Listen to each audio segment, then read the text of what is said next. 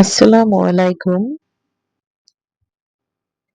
Motivational video একটি ছোট্ট গল্প বদলে দিতে পারে আপনার জীবনকে। তাই মনোযোগ সহকারে ভিডিওটি দেখেন, না টেনে ভিডিওটি দেখবেন। একজন বৃদ্ধ লোকের ৪টি কন্যা সন্তান ও একজন পুত্র সন্তান ছিল। একে একে করে ৪টি কন্যা সন্তান বড় হতে লাগলো।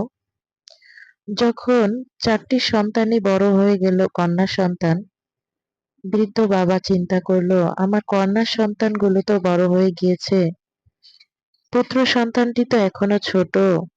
তো আমার কন্যা সন্তানদেরকে একজন একজন করে বিয়ে দিতে হবে। তো তার কন্যা সন্তানদেরকে বিয়ে দেওয়া হলো। বিয়ে দেওয়ার পরে তার ৪টি কন্যা সন্তানেরই অনেক শান্তি ছিল। সে ভাবলো, আমার মৃত্যুর আগে যদি আমার ৪টি কন্যা সন্তানের তো বিয়ে দিলাম, এখন আমার পুত্র সন্তানটিকেও যদি আমি বিয়ে দিয়ে তার শান্তি দেখে যেতে পারি, তো বৃদ্ধ বয়সে একসময় আমাদের তো একটা সাপোর্টের প্রয়োজন হবে। তাহলে এখন আমরা একটা বউ ঘরে আনবো। তো যেন আমরা সবাই দেখে শুনে বউটাকে ঘরে আনবো, যেন সে ভালো হয়, আমাদেরকে যেন যত্ন করে, দেখাশোনা করে।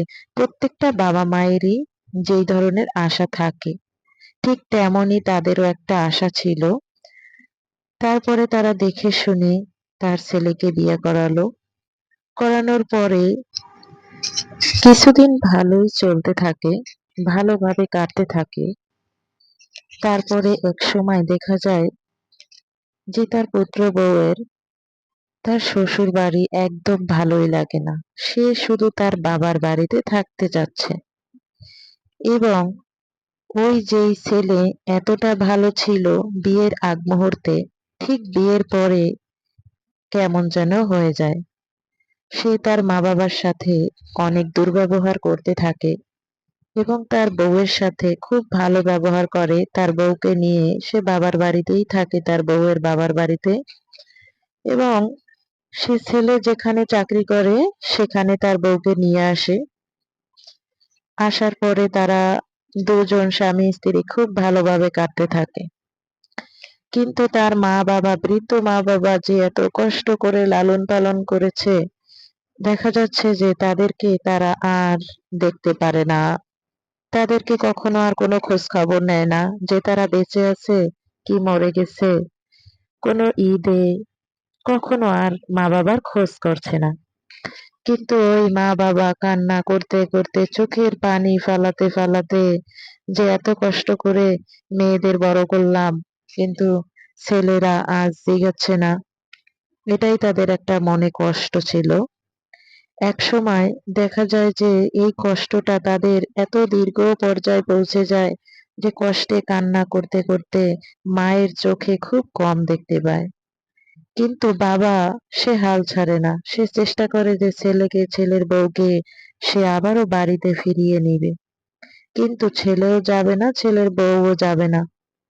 তার পরবর্তীতে এক পর্যায়ে তাদের দুজনেরই আস্তে আস্তে করে কর্মক্ষমতা একদম কমে যায়।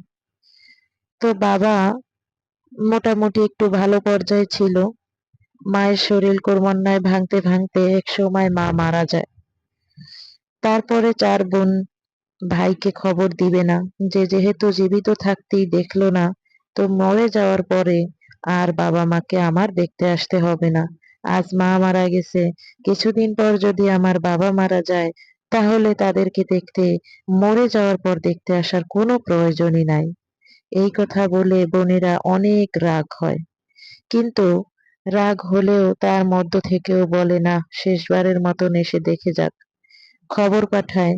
তার পরবর্তীতেও দেখতে আসে না, সে মৃত্যু মুখটাও দেখতে আসে না। তাই আমি বলবো, এরকম যেই পুত্র সন্তানগুলো আছে, এমন কুলাঙ্গার যারা পুত্র সন্তান আছে, সেই পুত্র সন্তানদের উপলক্ষে বলছি, সবাই না, যারা এরকম কাজ বাবা মার সাথে করে, যে বিয়ের আগে ভালো থাকে কিন্তু বিয়ের পরে তারা আর বাবা মাকে দেখতে পারে না, বাবা মার সাথে খারাপ ব্যবহার না করলেও তাদেরকে সেরকম আর দেখতে পারে না, তাদের জন্য এই ভিডিওটি।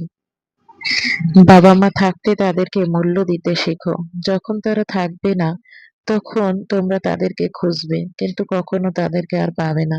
তাই বলছি কি, প্রত্যেকটা ঘরের ছেলে হোক বা মেয়ে হোক, মা-বাবা জীবিত থাকতে তাদেরকে সম্মান করো এবং শ্রদ্ধা করো। তাদের বৃদ্ধ বয়সে তাদেরকে পাশে থাকা দরকার। আমরা ছোটবেলায় যখন আমাদের পাশে মা-বাবা থাকে, তাদের বৃদ্ধ বয়সটাও ঠিক তেমনই ছোট বাচ্চাদের মতন। তখন তাদের পাশে আমাদের অবশ্যই থাকতে হবে।